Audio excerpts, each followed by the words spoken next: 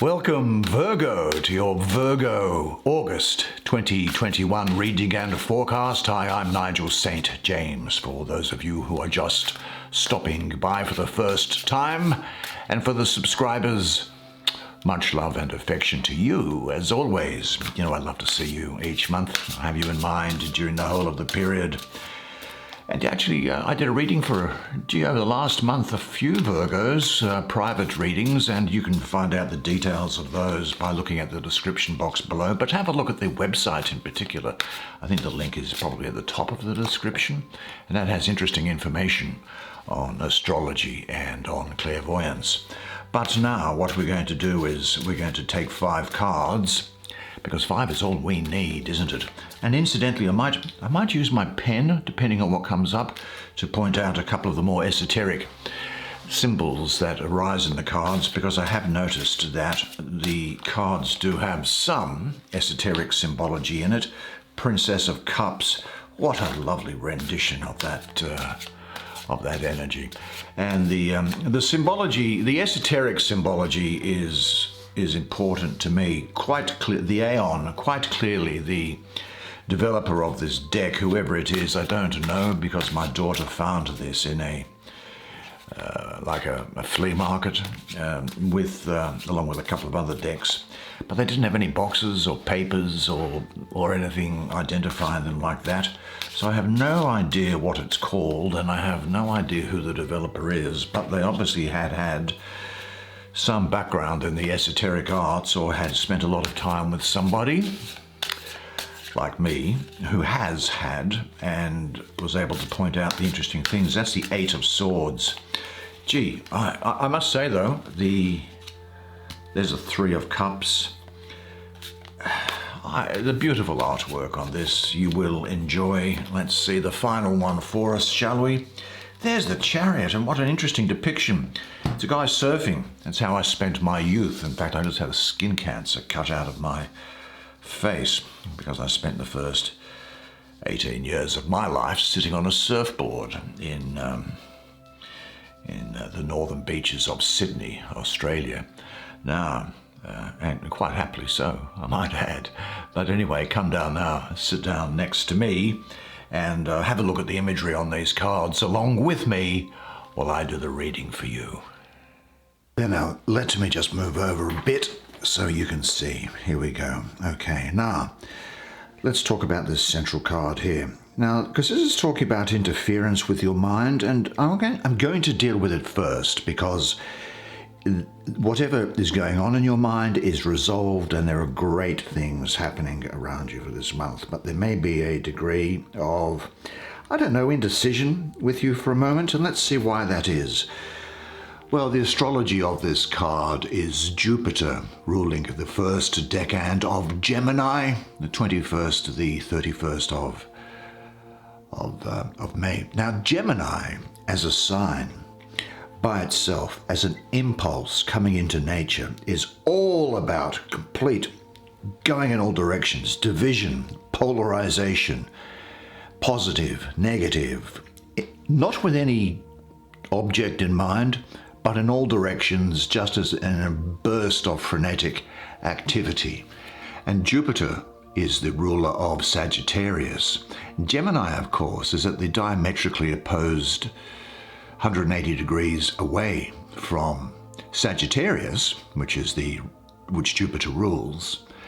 And so Jupiter is in detriment. Jupiter is weakened, and the inquisitive nature of Gemini inhibits Jupiter.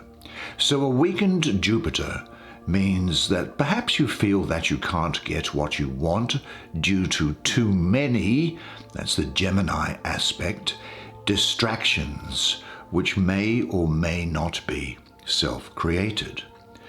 Maybe you're having a bit of trouble with your energy, problems with endurance, or worrying about thinking too much. Do you know, sometimes you can work yourself into a shock from worry or a difficulty in making a choice. You might think that, you've just had bad luck for something, or there's some unforeseen obstructions coming around.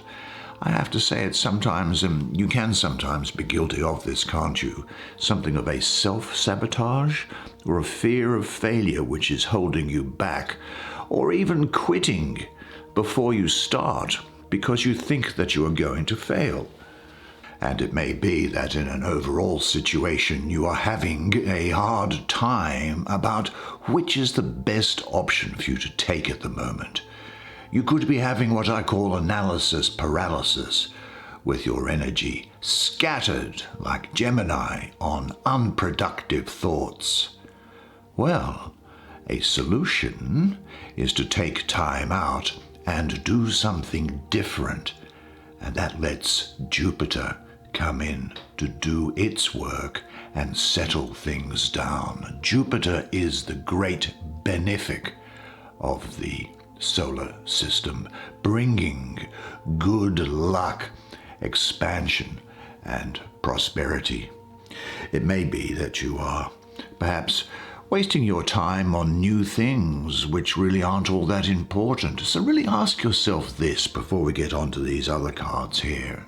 And it is, what alternatives are you torn between now? What are you torn between now? Let things rest and develop on their own for a while. As long as doubt concerning these decisions remains, don't go for anything new. Jupiter is the harbinger of unforeseen and unexpected change for the better. The problem, which seems unsolvable now, will find its own solution in its own way. So relax and let things develop. And say to yourself, I am relaxed and I trust life because great things are now in store. And as if to tell you that great things are in store, let's have a look. Touching this central card is this Chariot card here. Now, what do you have to tell me? What do you have to tell me? Well, this is the child of the powers of the waters, the lord of the triumph of light. And here, Cancer, the sign of the cardinal inrush of water, is tied to the Hebrew letter, biblical Hebrew letter here, Cheth, which means fence or enclosure. Now, in this painting here, the charioteer is portrayed as a surfer riding the pipeline. Certainly riding a good... I used to be a surfer in my youth. I spent about 18 years sitting on a surfboard.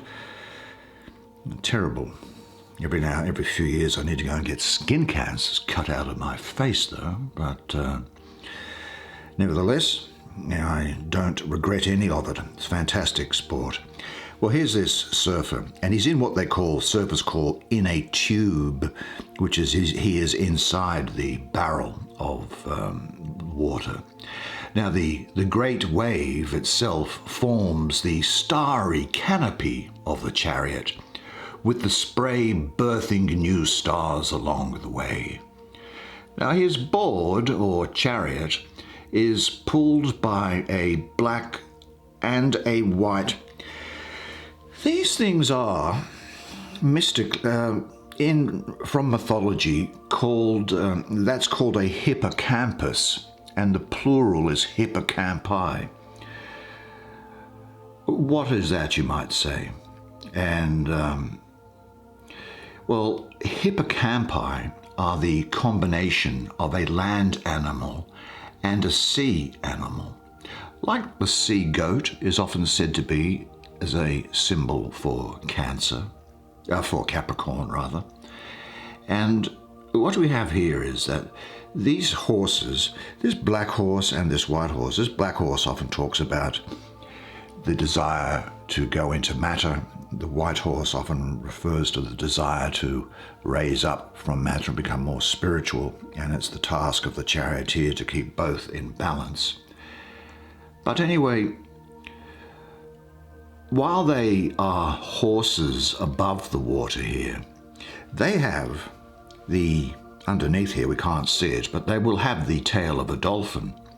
In this way, land and sea, light and dark, they mingle and combine all the elements. Now, a seahorse-shaped portion of the brain is also called the hippocampus, now that I think of it, and there is one on either side of the brain, so they too are a matched pair. And this part of the brain is said to regulate spatial navigation and memory.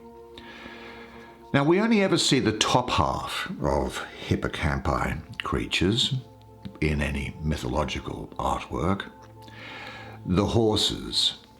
And horses are animals symbolic of victory.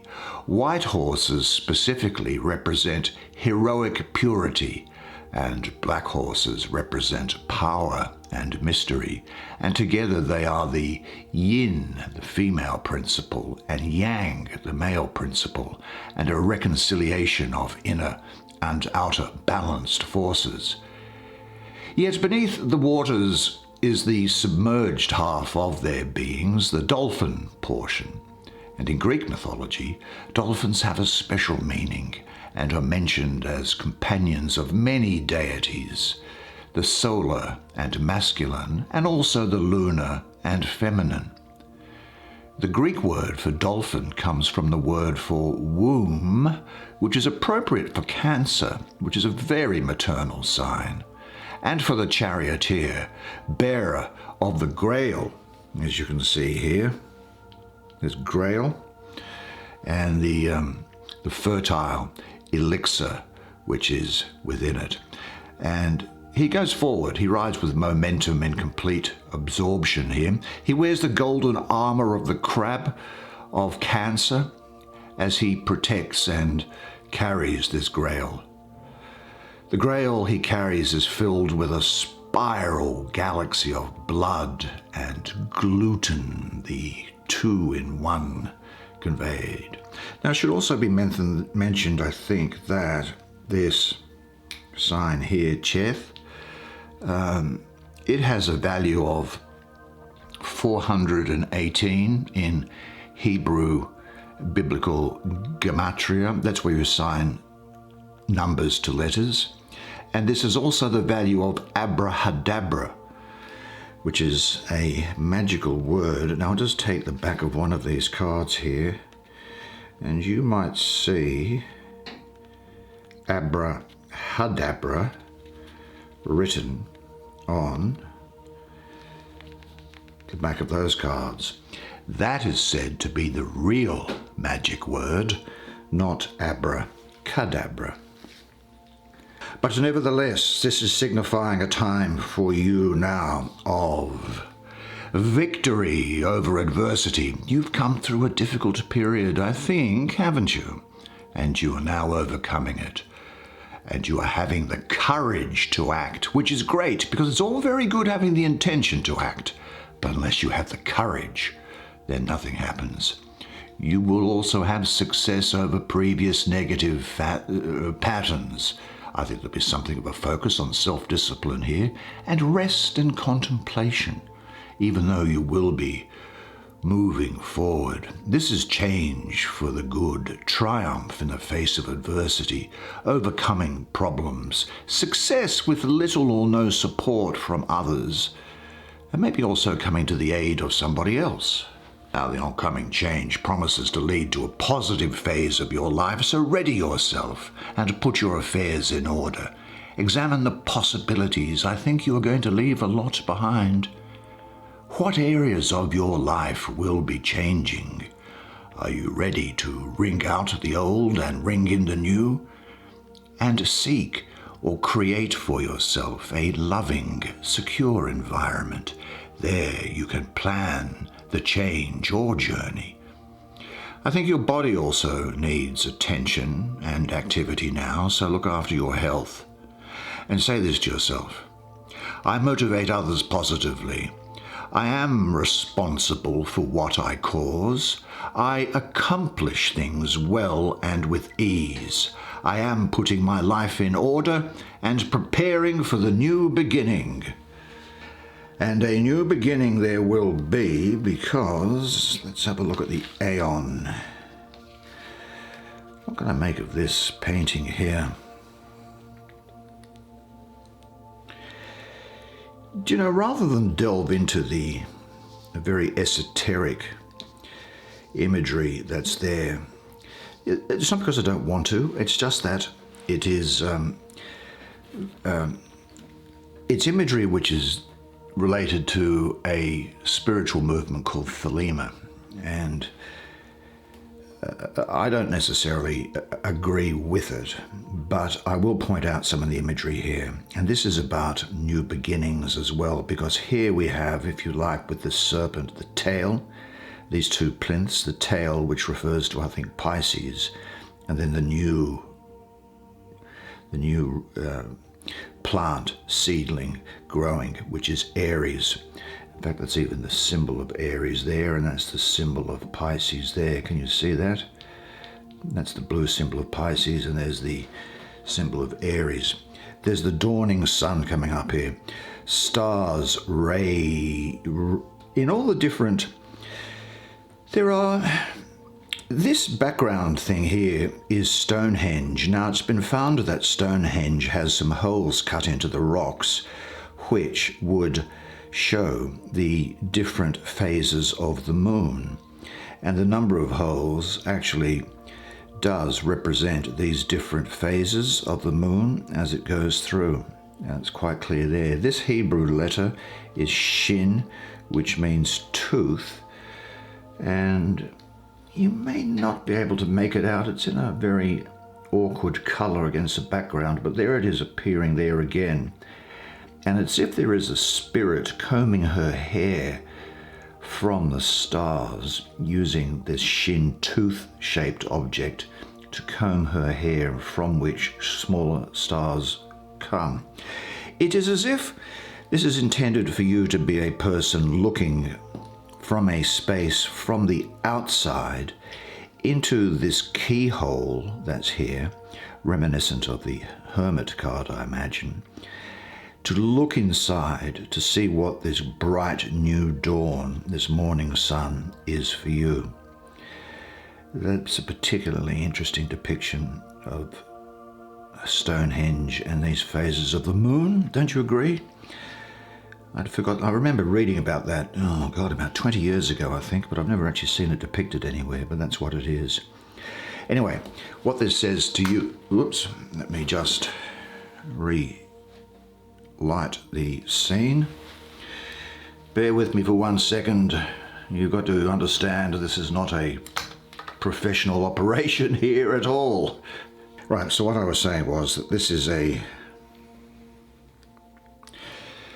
card which is really, this is the spirit of the primal fire, and it is saying that there is a decision which has a major impact of your life, such as a lifestyle or a career that you're going to be making. Now, it may not seem that there's going to be a major impact at the time, but it will turn out to be so. But the good thing is that this is positive.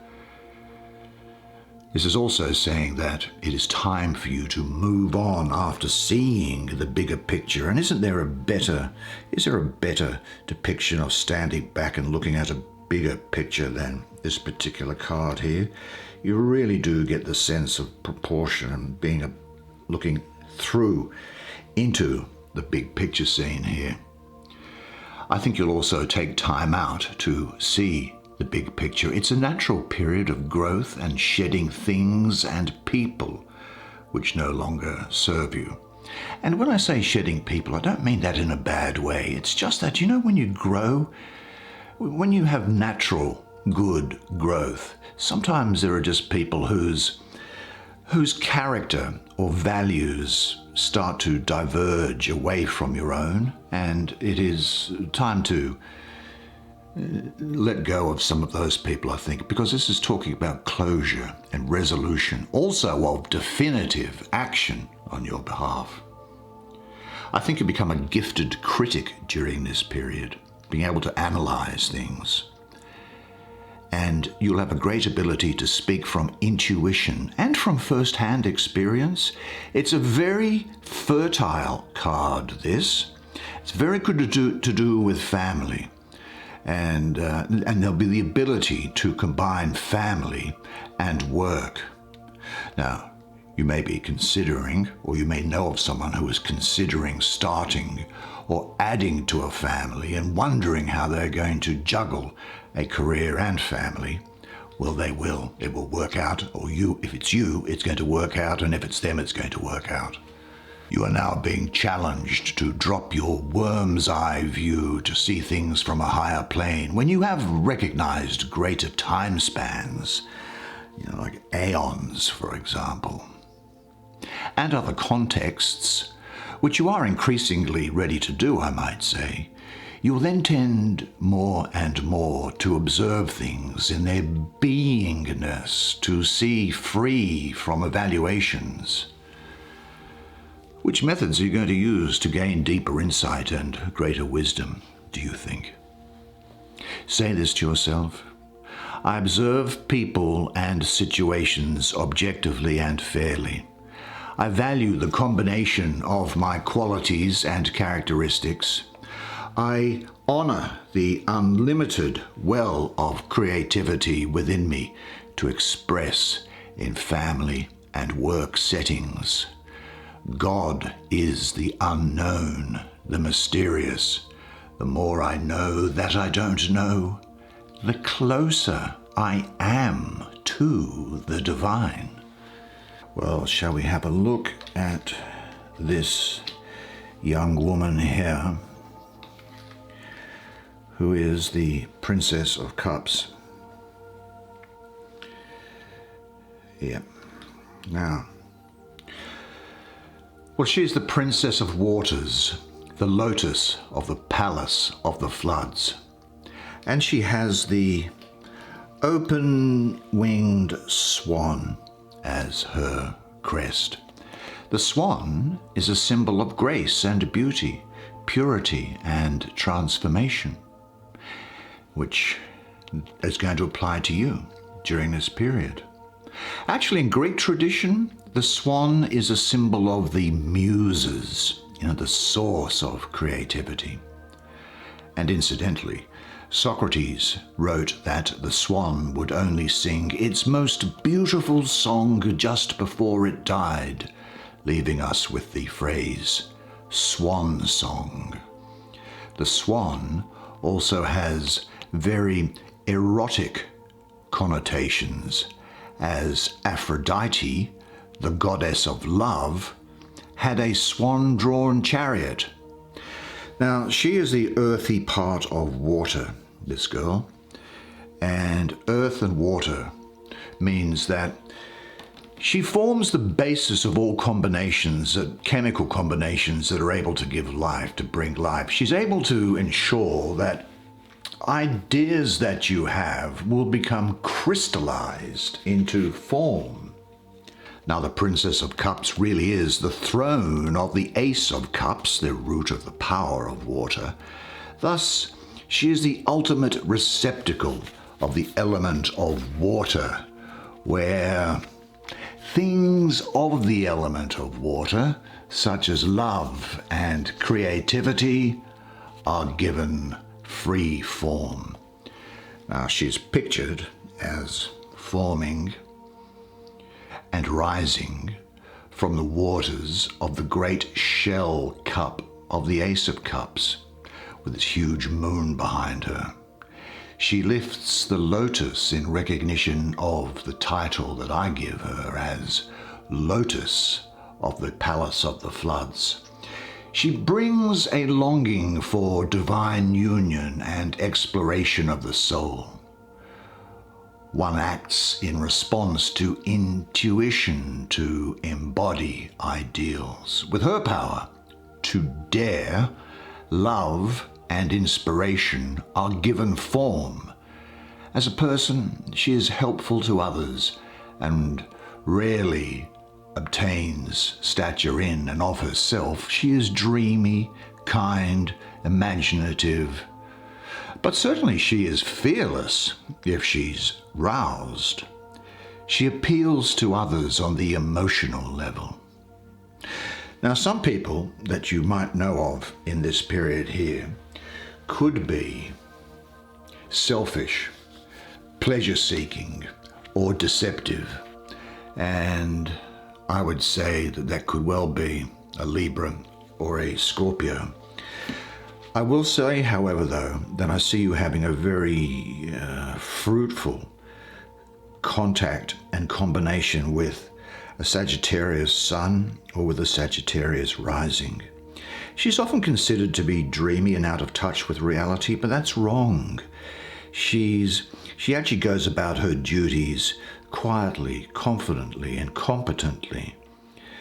And she does take from people, but she gives a lot in return. So what it's saying is that you are certainly entitled to be taking from people at this time. Let's have a look at the final card, which is this Three of Cups. Gee, I love the artwork on this deck, I must say. Very unusual. The Three of Cups. Well, the card has three cups, and rising from the water of each cup is a hand. These hands hold symbols of abundance and of the surrounding goddesses. Wheat for the empress on one side, and pomegranate for the priestess on the other. And the central hand here holds the golden apple. Now, the golden apple is a prize featured throughout history in many tales of mythology. Most often they're associated with a heroic quest and themes of beauty, wealth, immortality, and sometimes being stolen away from the garden of a king or from a fearsome guardian. Now, this is the Lord of Abundance, and it's Mercury ruling the second decan of Cancer, that's 2nd to the 11th of July.